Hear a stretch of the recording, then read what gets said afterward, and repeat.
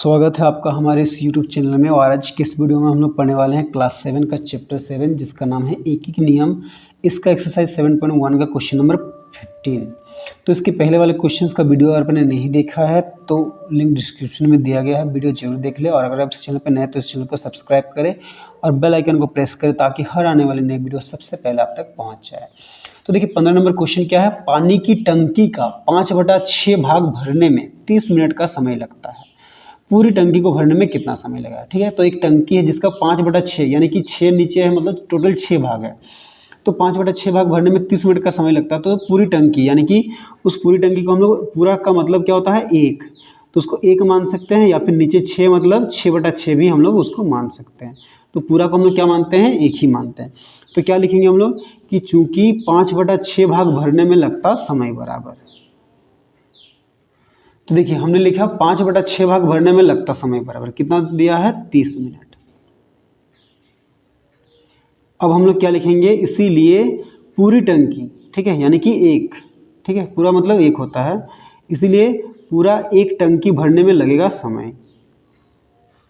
तो देखिए पूरा 1 टंकी भरने में लगेगा समय, इसके लिए क्या करेंगे हम लोग, ये जो 30 मिनट है ना उसको हम लोग भागा कर देंगे। तो बट्टा भी लिख सकते हैं या फिर ऐसे भागा चिन्ह भी देंगे, क्योंकि ये बट्टा वाला संख्या तो इसलिए हम लोग भागा देंगे, भागा का चिन्ह लिखेंगे। ठीक है, तो 30 भाग क्या लिखेंगे, 5/6। अब देखिए हम लोग बट्टा में भागा नहीं कर पाते तो क्या करेंगे, भागा को गुणा में बदलेंगे। तो 30, अब ये भागा को क्या करेंगे हम लोग, गुणा में बदलेंगे। तो ये 5/6 क्या हो जाएगा, 6/5। देखिए 5 × 5 5 × 30, तो क्या बच गया 6 × 6 यानी कि 6 × 6 36 मिनट। तो ये हो गया हमारा आंसर। ठीक है, तो चलिए अब हम लोग क्वेश्चन नंबर 16 बनाते हैं। तो 16 में देखिए क्या है, एक विद्यालय में 120 बच्चों के लिए 20 दिन का अनाज था। 8 दिन के बाद उसमें 40 बच्चे और आ गए, तो ज्ञात कीजिए अनाज और कितने दिनों तक चलेगा। ठीक है, तो एक स्कूल में क्या है, 120 बच्चों के लिए 20 दिन का खाना था। फिर 8 दिन बाद क्या होता है, वहाँ पे और 40 बच्चे आ जाते हैं। तो अब जो खाना है 8 दिन के बाद जो बचा खाना वो और कितने दिन चलेगा। तो देखिए हम लोग सबसे पहले क्या लिखेंगे, 120 बच्चों के लिए भोजन बराबर। तो देखिए हमने क्या लिखा, 120 बच्चों के लिए भोजन, तो 120 बच्चों के लिए कितना भोजन है, 20 दिनों तक का भोजन है, तो 20 दिन का भोजन है। अब लिखते हैं क्या कि 8 दिन के बाद, ठीक है, 8 दिन बाद 120 बच्चों के लिए बचा भोजन। तो देखिए 8 दिन के बाद 120 बच्चों के लिए बचा भोजन कितना होगा, पहले 20 दिन का था तो 20 लिखेंगे, और 8 दिन बाद तो उससे 8 हम लोग घटा देंगे। तो 8 दिन बाद 120 बच्चों के लिए कितना दिन का भोजन बचा है, 12 दिन का भोजन बचा है। ठीक है, अब उसके बाद क्या है, 8 दिन के बाद और बच्चे आ जाते हैं, तो लिखेंगे 8 दिन बाद कुल बच्चे बराबर। तो 8 दिन बाद कुल बच्चे कितने होंगे, पहले कितने बच्चे थे 120, और 8 दिन बाद फिर और 40 आ जाते हैं, तो 120 में 40 जोड़ेंगे तो कितना होगा 160। ठीक है, अब देखिए 8 दिन के बाद वहाँ पे क्या है, 120 बच्चों के लिए 20 दिन का भोजन बचा है। तो अब वो 160 बच्चों के लिए वो कितना दिन तक चलेगा। ठीक है, तो अब हम लोग क्या लिखेंगे कि चूंकि ये जो 12 दिन का भोजन है वो कितने बच्चों के लिए, 120 बच्चों के लिए, तो लिखेंगे 120 बच्चों के लिए भोजन बराबर। तो 120 बच्चों के लिए भोजन कितने दिन का है, 12 दिन का। ठीक है, अब हम लोग क्या निकालेंगे, एक बच्चे के लिए भोजन बराबर, तो लिखेंगे इसीलिए एक बच्चे के लिए भोजन बराबर।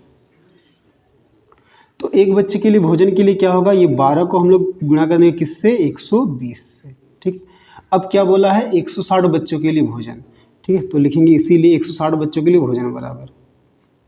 तो देखिए 160 बच्चों के लिए भोजन क्या हो जाएगा, ये जो 12 × 120 है इसको हम लोग भाग करेंगे किससे, 160 से। ठीक है, अब देखिए ये इसको काटते हैं हम लोग, देखिए ये 0 ये 0 कटेगा, 4 चौके 16, 4 तिया 12, फिर 4 × 4 4 तिया 12, तो 3 × 3 बराबर कितना है, 9 दिन का। तो कितना दिन हो गया, 9 दिन का भोजन अब बचा है, तो ये हो गया हमारा आंसर। ठीक है, तो चलिए अब हम लोग क्वेश्चन नंबर 17 बनाते हैं। तो 17 में देखिए क्या है, 32 अंडों का मूल्य 160 रुपये है, 2 दर्जन अंडों का मूल्य कितना होगा। तो यहाँ पे देखिए हम लोग क्या करेंगे, 2 दर्जन को ना हम लोग संख्या में बदलेंगे। तो 1 दर्जन बराबर 12 होता है, इसलिए 2 दर्जन बराबर क्या होगा, तो 2 दर्जन बराबर होगा 2 × 12 यानी कि 24।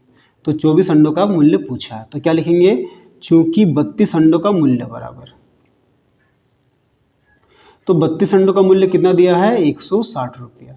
अब इसीलिए हम लोग क्या करेंगे, एक अंडे का मूल्य निकालेंगे। तो लिखेंगे एक अंडे का मूल्य बराबर, तो एक अंडे का मूल्य के लिए क्या करेंगे, 160 को हम लोग 32 से भाग करेंगे, भागा मतलब बट्टा, ठीक है। अब इसीलिए हम लोग क्या निकालेंगे, 24 अंडे का मूल्य बराबर। तो 24 अंडे का मूल्य के लिए क्या करेंगे, 24 को हम लोग गुणा करेंगे किससे, एक अंडे का मूल्य से। तो एक अंडे का मूल्य क्या है, 160 बटा 32, ठीक है। तो देखिए 16 से काटिए, 16 एकम 16 और ये 0, फिर 16 दूनी 32, फिर 2 एकम 2, 2 एकम 2, 2 दूनी 4, यानी कि 12 गुणा 10, तो 12 दहाई कितना आया, 120 रुपया हो गया हमारा आंसर, ठीक है। तो चलिए हम लोग अब इस चैप्टर का आखिरी क्वेश्चन बनाते हैं 18 नंबर। तो क्या है 18 नंबर में, रहमान साइकिल से 1 घंटा में 10 किमी जाता है, उसे 20 किमी जाने में कितना समय लगेगा, ठीक है।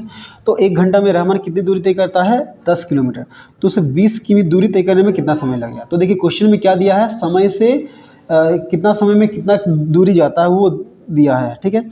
और पूछ रहा है कि ये दूरी 20 किमी जाने में उसे कितना समय लगेगा, ठीक है। तो थोड़ा उल्टा पूछा, तो इसको हम लोग क्या है, 1 घंटा में जाता नहीं लिखेंगे, हम लोग क्या लिखेंगे, चूँकि 10 किमी जाने में लगता समय बराबर।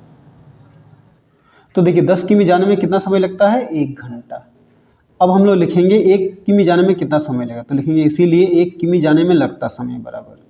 तो देखिए 1 किमी जाने में कितना समय लगेगा, 1/10 घंटा, ठीक है। अब क्वेश्चन क्या पूछा है, 20 किमी जाने में कितना समय लगेगा, तो लिखेंगे इसीलिए 20 किमी जाने में लगेगा समय बराबर। तो देखिए 20 किमी जाने में कितना समय लगेगा, 20 गुणा 1/10 घंटा, ठीक है। तो ये 0 कट गया, तो कितना बचा, 2 घंटा, ठीक है। तो ये हो गया हमारा आंसर, ठीक है।